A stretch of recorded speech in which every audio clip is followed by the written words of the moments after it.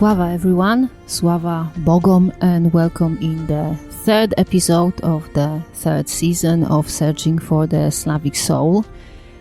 For these who did not listen to the previous two episodes, I want to clarify that in the season 3 of this podcast, I am summarizing 2 volumes of Kultura Duchowa, so the spiritual culture of the Slavs, obviously, which is a monumental work on Slavic spirituality by Kazimierz Moszyński.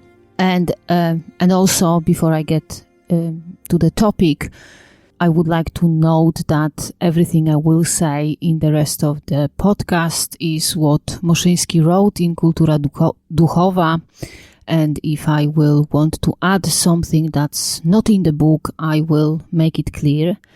And when I say that Slavs this or Slavs that, by Slavs I mean the people who lived in the pre-industrial rural areas of the Slavdom, where Moszyński conducted his research at the beginning of the 20th century.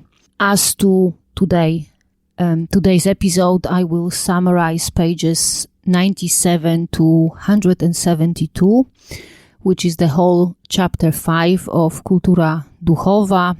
The chapter is titled Mathematical Skills and Measurements, which is what we will be talking about today.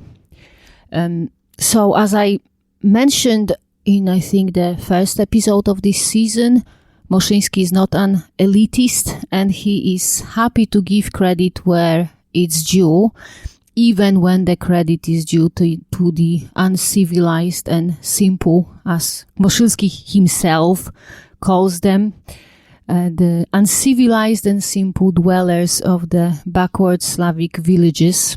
I might actually clarify that Kultura Duchowa, so the book I am summarizing in this season, was published in 1934, when calling someone uncivilized, simple, backward or retarded was 100% culturally acceptable. And that is an extra bonus of reading Moszyński, because it is just so refreshing to hear what, as they called nowadays, white cishet males have to say, and how beautifully straightforward what they say is. But that's obviously my side note, since neither Moszyński nor a single human being living in his times could have imagined how badly we will stray from being honest with each other, and how deeply we will lose the ability to say things in a straightforward, plain manner in the 21st century, which, in my opinion, is very, very sad. But never mind, here we say things as they are, so let's say it as it's written in Kultura Duchowa, where Moszyński writes about quite astonishing mathematical abilities of pre-industrial Slavs. Obviously, Slavs did not have very developed counting technology. They did not have modern calculators, neither did they have any like abacuses or side rulers, so they had to do their counting either in memory or using fingers, like or small tokens like beans or pebbles, or they had to use counting sticks on which they marked the counted numbers. They also did not have measuring tools, not to mention training in geometry. Yet they were still able to count, as well as surprisingly accurately measure their fields or the resources they needed, including being able to measure the height of trees, which they needed for, building houses or bridges, which at this stage, I'm sure you recognize as the embodiment thread that runs through the third season of Searching for the Slavic Soul. Slavs used their bodies to achieve most of these feats of mathematics. So the most basic way of counting was, no surprise here, counting on fingers of both hands and feet, since wearing shoes was not a widely spread trend among our ancestors. The counting processes included literally counting fingers and toes, but if there was a need to count numbers higher than 10 or 20, or if the counting Slav was wearing shoes, the knuckles were used as well. Obviously knuckles of the fingers, not the toes. As you know and can see for yourself, the fingers that are not thumbs, they have 3 knuckles, and the thumbs have 2 knuckles.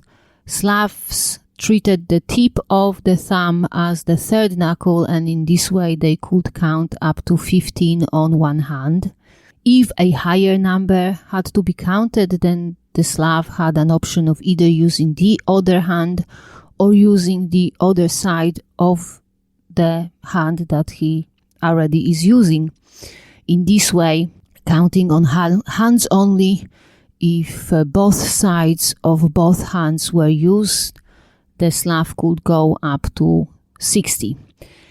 This fully embodied method of counting, as Moszyński notes, aligns with the typical Slavic intervals of counting, which are 3, because there are 3 knuckles in one finger, 15, because there is 15 knuckles on one side of one hand, and 30 and 60 for obvious reasons.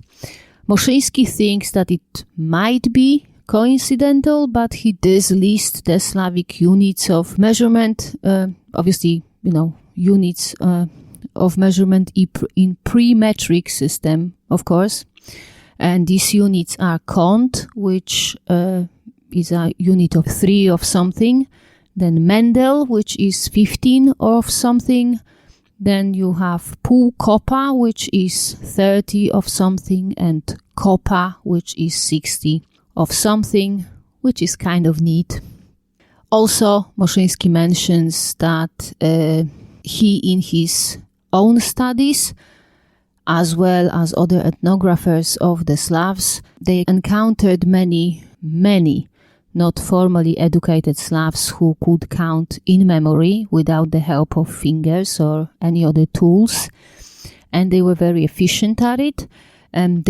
These Slavs, they were able to count and calculate in memory numbers as high as thousands. These Slavs were, for example, fishermen who naturally had to deal with large numbers of fish, or they could be as well like large-scale merchants. As to tools that were used in counting numbers higher than 15, 30 or 60, as I already mentioned, often pebbles or seeds like beans were used, or alternatively, the already counted up number was marked on something or carved on a stick or on a wall or on a threshold or something like that. What is interesting is that certain items such as threads or eggs were not counted in 15 or 30, but they were counted exclusively in 3s. Such unit of 3 threads, for example, was called czyslanka or cismienka, and the higher unit of threads was pasmo, and one pasmo contained either 10 or 20 czysłanka. An even higher unit was called przędziono, but it is not clear how many pasmo one przędziono contain. One scholar whom Moszyński cites claims that it was 60. I would like to add here, because Moszyński does not mention it, he does mention rodzanice further in the book, but not here in the chapter that we are summarizing today. He doesn't mention it in the place that he mentions counting threads in 3s. So what I wanted to add, again, it's me, not Moszyński, is that the typical number of rodzanice is 3. So since rodzanice are the Slavic goddesses or deities or supernatural beings that are in many parts of Slavdom responsible for spinning of a Slav's dollar. That I think is kind of neat, that both threads and rodzanice are counted in threes. I did talk a lot about rodzanice in the episode 9 of the first season, so we'll not be talking about it here, but I will link to this episode in the notes. And now I will immediately get back to Moszyński. Another thing that was counted in three were eggs, and in some parts of Slavdom also cabbage and cucumbers, as well as something that I read in English is called sheaves, which, in case I do not pronounce it properly, are bundles of cereal crop bound together after harvesting. It seems that three of eggs, cabbages or cucumbers were just called trójka, which means just three of something, but sometimes a different name was used, kąt, which I mentioned before, or wierch. As for the three sheaves, so the bundles of harvested cereal crops, Moszyński mentions that in Poland such three of those is called kokoszka, which means a lying hen, but the sheaves are not exclusively counted in threes. They can also be counted in fives, and if they are counted in fives, 5 of these bundles of cereal crops is called kopka, which means a little pile, like a pile of something, not a pile that you have in your butt when you have piles. Just to be clear. And I forgot to mention that kąt, the unit of three, is a pan-Slavic word that means either an angle or a corner. As to wierch, another name of the unit of three, Moszyński gives this name in Polish, so it's obvious to a Polish reader, but it might not be so obvious to an English listener. So I will add here from myself that wierch is not a totally pan-Slavic word, but it's widely Slavic word, and this word originates from Proto-Slavic wierch, which means the top of something. And I am not going to say any more on the topic of etymology, because I very nearly bore you to death in the last episode, and I do not want to do it again so quickly. So, going back to Moszyński, who writes that a part of things counted in threes, they are also things counted in twos. Obviously, that were various items of clothing covering hands and feet, like mittens, scarves, foot clothes, various footwear, and like parts of footwear like soles, for example. But in twos, Slavs also counted sauna whips and, of all things, fence pegs. Moszyński explains that sauna whips were usually tied together in pairs, and they were hung over a hook in sauna, so that's likely why they were counted like that. As to the fence pegs, he suggests that 2 of such pegs are used to secure one fence post, but I don't know a thing about building fences, so I don't know how accurate that is. Additionally, it was customary to count large farm animals like oxen or horses in twos, but Moszyński does not mention if it's with regards to male and female pair of oxen or horses, or if horses or oxen or other large farm animals are counted in twos in general, regardless of what sex the animals are. As to numbers in which things are counted, Moszyński highlights that with very few exceptions, such as East Slavic sorok, which means 40, pretty much all Slavic numbers going up to 1,000 are pan-Slavic words, which means that the names of numbers developed when all Slavs were still speaking one language. I will not be going into the etymology of names of numbers because firstly, it's not so clear, and two, as I already mentioned, I do not want to bore you to death. Moszyński spends a lot of time discussing measuring spatial dimensions, but a lot of it is kind of borderline engineering. There are even schematics there to explain how the measuring was done. And it's not that I don't respect engineering. I respect it greatly, and I deeply admire people who have cognitive abilities structured in such a way that they can enjoy engineering, but I'm truly not among this unique group of people. I like languages and ideas, but find engineering just not compatible with my cognitive skills, so I'm not even going to try and summarize all of that for you. However, I will mention one really cool pre-industrial Slavic way of measuring the size of a field, which is by sowing the field by an experienced and accomplished sower. So, firstly, how cool is that? To be an experienced and accomplished sower who is able to reliably and repeatedly sow a defined volume of seeds in such way that he will always get the same number of seeds distributed over the same surface of land.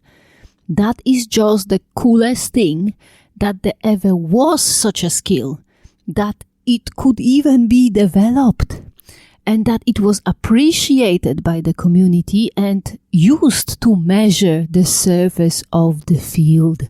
Is just mind-blowing. So the measurement took place in such way that the experienced and accomplished sower was invited to the field.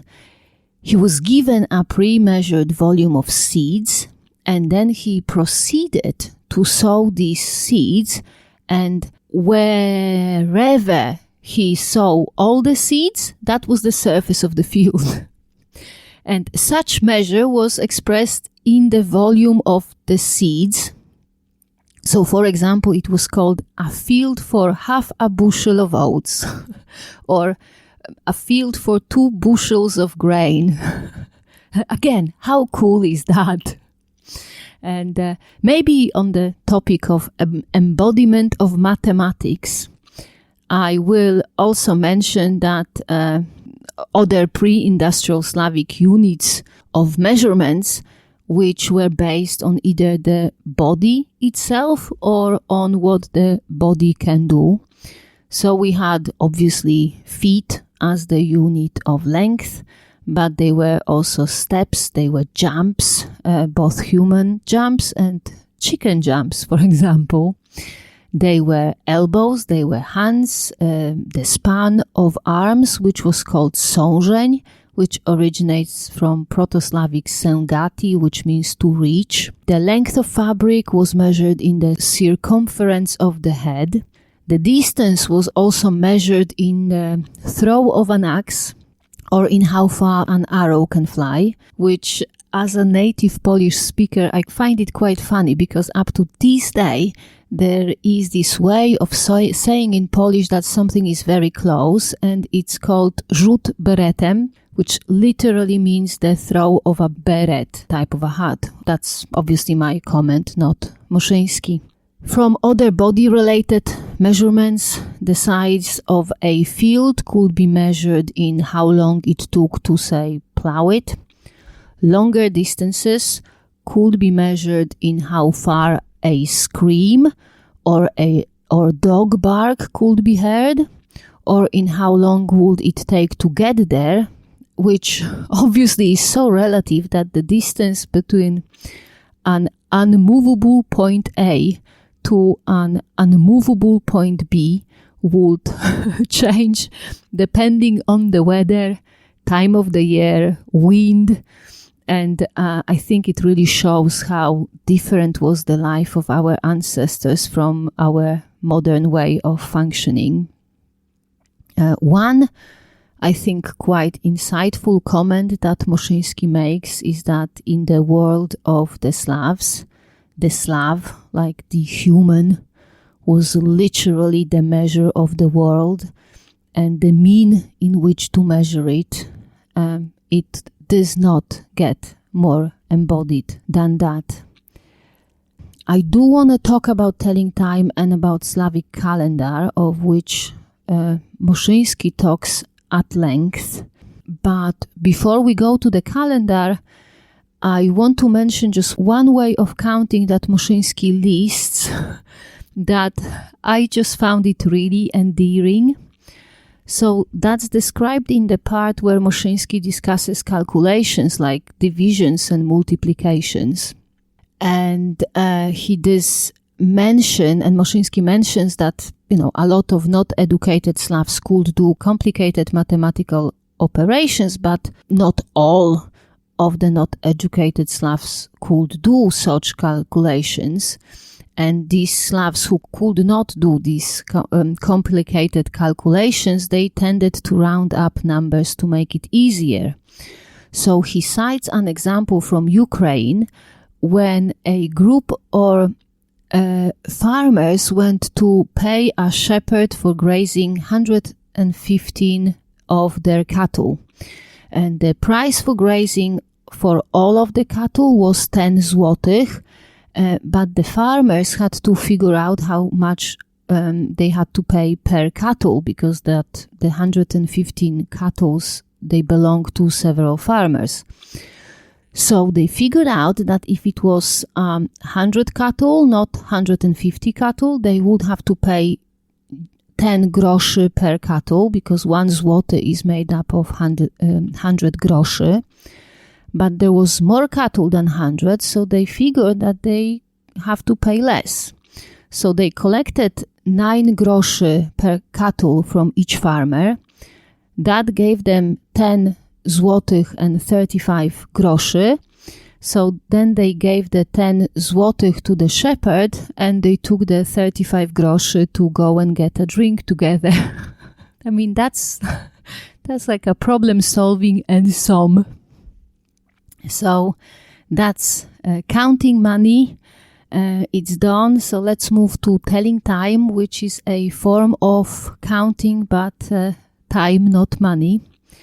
Telling time in pre-industrial times was important, perhaps even more important than it is nowadays, because it was the only way to coordinate within the community. There was a lot of work that was time sensitive, and it was vital that no delays happen. For example, a shepherd had to start getting, say, cattle out of the pastures before the sunset, otherwise the cattle would be at risk of getting lost or attacked by predators. The shepherd also was at risk of injuries or of getting lost if he was to lead the cattle off the pasture in the dark. So the shepherds developed a few really smart ways of telling time. They would have a sort of sundial that was a stick put in the ground, and they would mark the point at which the shadow of the stick would indicate that it's time to get moving. Sometimes they would use like a landmark as a kind of sundial. So they would check a shadow of a tree, or they would look for the sun to get close to a mountain peak or something like that. Shepherd would also look into the animal's eyes to check the size or shape of their pupils. As you might or might not know, goats and sheep and cows, they have oval, not round pupils. When the pupils are constricted, when there is a lot of light, the pupil is an oval shape. And the pupils, the oval is not a vertical oval like in cats, but like a horizontal oval. But if there is less light, the pupils dilate and become round. And this is what the shepherds were looking for.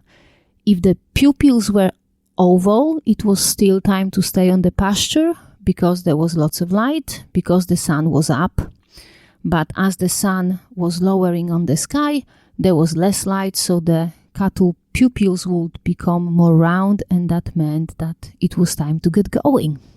Also, what I think is very cute, shepherds would watch the behavior of animals. If you ever had a dog, you know that they are great at routines, and they will always know when it's dinner time or when it's time for a walk. And cattle are the same. They get used to a routine, they develop an internal clock, and then they would start expecting to be taken off the pasture at a regular time of the day.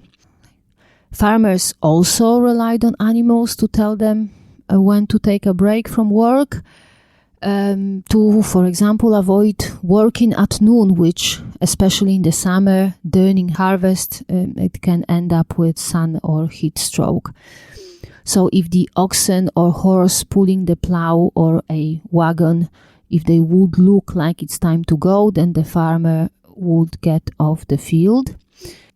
Obviously, in field works, sundials were not as useful as on pastures, because you do not stay in one place for long when you harvest fields. So farmers working in the field would just look at their own shadow, and they would be able to tell time basing on the length of their shadow.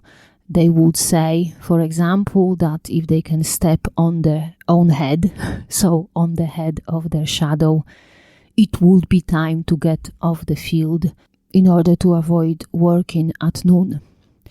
And these who worked at home or in the village, they would have it much easier, because they could just watch out for the sun shining through windows or doors and hitting a particular spot on a wall or on the threshold or of the house. And many Slavs would actually mark their walls or stoves or threshold to know what time of the day it is. So a wife, for example, would know that when the sun hits a marked spot on a wall, then it's time to start getting lunch ready. So when the husband or older children or any help you might have hired for harvest, when they all come back from the field, they can just sit down and eat without wasting time to wait around for food, which, let me add as a side note, to modern spoiled urbanites sound like peak patriarchal misogyny, but this is how people lived for 99% of the time our species existed on this planet. There was no fulfilling one's happiness or needs. Everything was about the needs of the family and the community. If you were a wife, your job was to bear children and make sure your children have the best chance of surviving, which means, among other things, making sure that your husband is well fed, so he has strength to go out in the field and work to provide food for you and for your children.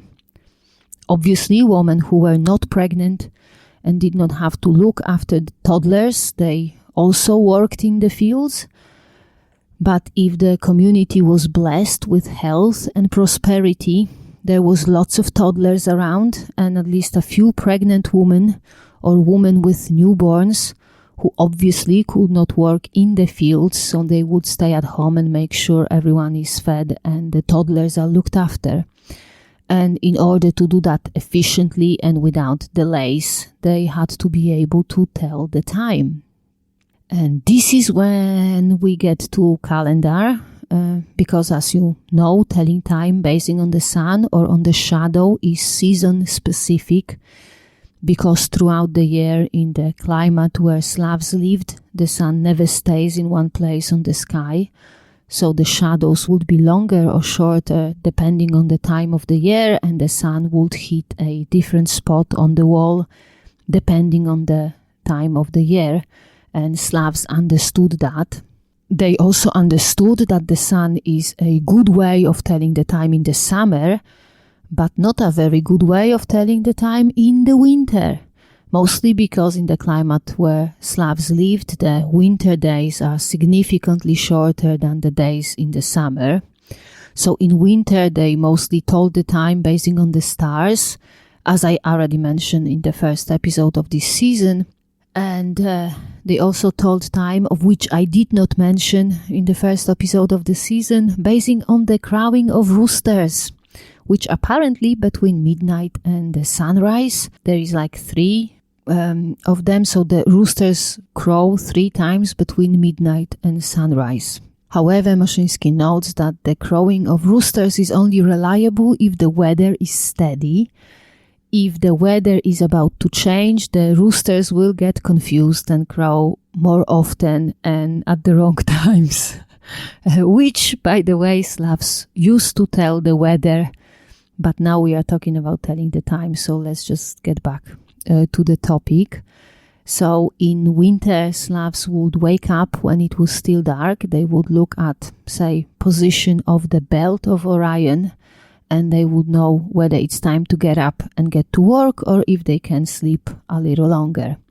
Because obviously in winter, work on any farm, modern or pre-industrial, it doesn't matter. The work on a farm does not start at sunrise, but well before that. But where am I going with that? Believe it or not, I am getting to the calendar. I'm nearly there. As Moszyński writes, it seems that initially, back in the times when Slavs still functioned as a small group living on a relatively small territory and speaking one language, they might not have been a concept of 4 seasons, but only of 2. So these 2 seasons would be the summer, when the time-telling was sun-based, and the winter, when the time-telling was star-based. And Moszyński reasons that out of the etymology of Slavic names for seasons. And now, Moszyński acknowledges that the Slavic names of seasons are pretty much pan-Slavic, but there are some forms that are much older than others. So zima, which is winter, is 100% pan-Slavic, and it's a very, very old word. Then you have 2 names of spring. One is vesna and the other one is jar, which are both equally old, but it is not certain if both originally meant the spring as like one of the 4 seasons, or perhaps one could have meant spring and the other could have meant either a whole year or, for example, only the summer. The names of summer and autumn, even though they are also considered pan-Slavic, but they are much younger than zima, vesna and jar. These names are lato, which is summer, and jesen, which is autumn or fall. I think autumn is called fall in the American English. Both lato and jesen are kind of derived words. Lato is believed to either originally mean the time when the cold weather lightens up, or when the rain starts to fall, and jesen, on the other hand, is believed to have originally meant the time of harvest. So, as Moszyński reasons, the original Slavs could have seen the year as having 2 parts, the cold and the dark part, and the warm and the sunny part, and then these 2 parts Slavs divided based on the changes in the weather or in the nature in general, like the period when it's raining or the period when it's harvest time. Because Moszyński is a very responsible scholar, he is being absolutely clear that it is just a hypothesis and that he does not know how this hypothesis could be verified. However, he does develop this hypothesis further, trying to reconstruct the original Slavic names of the months and the structure of the calendar. And to do that, he explains thoroughly the difference between the solar and the lunar calendar, I will not be getting into it, but I will link up to some info on the topic if you want to explore it yourself. But here I'm just going to state that the cycles of the moon are not synced with the cycle of the sun. And if you want to measure time by the cycle of the sun, you will end up with more than 12 cycles of the moon in one cycle of the sun. And this is when Moszyński gets into his concept of the Slavic calendar originally having 13, not 12 months. If you listen to the first episode of this season, you know that in Slavic languages the word for moon and the word for month is one and the same. It's miesiąc. Also, the original Slavic names of the months, they pretty much universally have an element of changes in the nature in them. So you would have, for example, Polish wrzesień, which is September, which originates from wrzos, which means the plant heather, because heather flowers in September. Or you will have Polish kwiecień, which is April, which originates from kwiat, which means a flower, because flowers flower in April. So, Moszyński hypothesizes that originally Slavs called a single cycle of the moon from like one new moon to the next new moon, basing on what was happening in nature at the time of this particular cycle of the moon.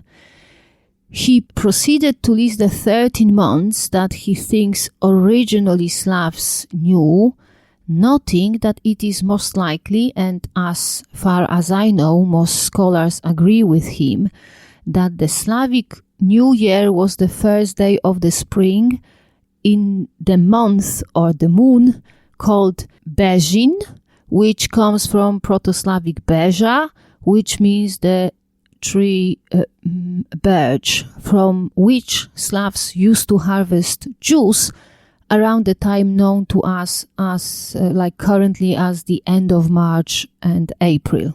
And I think I'm just going to translate the bits of Moszyński related to the Slavic calendar. Firstly, because I think the calendar and the concept of how the year is divided is very important to every practitioner of Slavic native faith. And I do think all of you should at least have an idea of how the concept worked for our ancestors. And secondly, because these fragments of Moszyński are really etymology rich, and it will be much easier to understand it in writing than in form of a podcast. So I'm just going to wrap up here. Quite impressed with myself that I managed to summarize 75 pages in one episode. But there's just one thing I wanted to say with regards to calendar. Obviously, the Slavs that Moszyński studied did not have to tell their holidays basing on the sun or the shadows on the shadow's length, because they were churches and priests who would tell them when Easter or Christmas is. But Moszyński provides valid ethnographical evidence that were the churches and priests not there, Slavs would still be able to figure out the day of the spring equinox or summer solstice, which are the days the Slavs considered holy, like the pagan Slavs, obviously. Among this evidence, he cites his conversations with pre-industrial Slavs who, basing on when the morning sun hits a mark on a wall or on a stove, they knew exactly when to start sowing fields or when to hurry up with wrapping harvest. They were also able to tell that the Christian New Year, so the 1st of January, will be in a day or two because of the length of the shadow of the threshold in their house. By the way, if you're interested, they would typically say that the shadow is the length, on New Year, the shadow is the length of a chicken step, which suggests that chicken step was a legitimate unit. I'm not sure if it should be considered a unit of length, or in the context of marking 1st January, maybe a unit of time. Still, it's super fascinating, and I do hope you had as much fun going through this material as I had. Bloody hell! I forgot to mention. I forgot to mention it when with telling time, and I think it's important for anyone who wants to plan Slavic pagan rituals, because Moszyński mentions that Slavs, as we today, they thought that the day ends at sunset, but how they saw it is that the next day starts as the current one ends. So in terms of rituals, it was customary to start the celebration of a holiday on the sunset of the previous day, so on the eve of the particular holiday.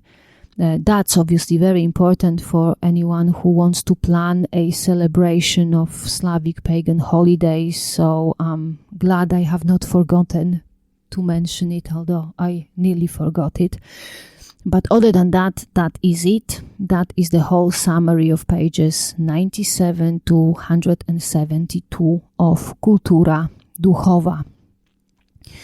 And as it has become customary in the third season of Searching for the Slavic Soul, I wanted to make a few comments on what we talked about today and on the significance of it to our day-to-day practice as Rodnovers. At this stage, there must not be any doubts as to how deeply embodied Slavs were in both their own bodies, but also in the whole world surrounding them.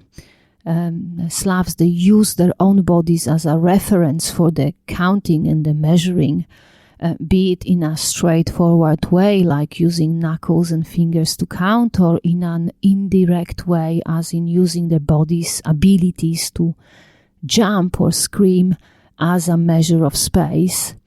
They also understood how the help of animals, you could call these animals familiars, how important it was. They literally looked into the eyes of the cattle to tell the time. That is just beautiful, I think. They were so aware of their surrounding and of their own presence in the world that they could use the length of their own shadow, or length of a shadow of a familiar tree, to decide if it's time to go home or if they should continue working. I think it's a level of presence and embodiment in the reality to which every Rodnover should aspire. So, my aspiring Rodnovers, make an effort to be aware. If you wait at, say, a bus stop, pay attention to the length of your shadow, or to where the sun is on the sky with relation to a building or a tree. Remember these marks and see if you can learn to rely on them to tell the time. See if you can rely on animals, if you have any, to tell the time. If, say, your dog tells you it's time for a walk, then, following the example of your Slavic ancestors, you should recognize that it is time for a walk. In your home, see if you can figure out where the sun is hitting a wall or a piece of furniture at which time of the day. Maybe you can make a mark there, as your ancestors did, to remember, say, an anniversary or the birthday of your mum. Or you could put a picture of your grandparents in such place that the movement of the sunlight could remind you when it's time for Dziady celebration. See if you can, at least for some aspect of your religious practice, if you can stop relying on machines and start relying on your interaction with the world, on your mindful and aware presence, on your understanding of yourself and of your surroundings. If you do that, if you make being present, if you make it your habit, you will start developing a natural understanding of the abysmal stupidity of the pseudo-Slavic occultism sold to you by social media as Slavic native faith. all this bullshit about making order out of chaos or strengthening the 4 pillars or whatever else these delusional idiots are trying to sell you. It's all BS. Slavic native faith is about being connected and embodied. It's about being present in your life, being observant of the nature, the animals, the familiar spaces like your home or a tree that you pass on your way to work. To follow the path of our Slavic ancestors, make it a habit to get out of your head, stop staring at your screens, and just be present where you are and just pay attention. That is all for today. Thank you for listening. Next time, in the moon of Czerv, we will be talking about Slavic medicine. And until then, Sława!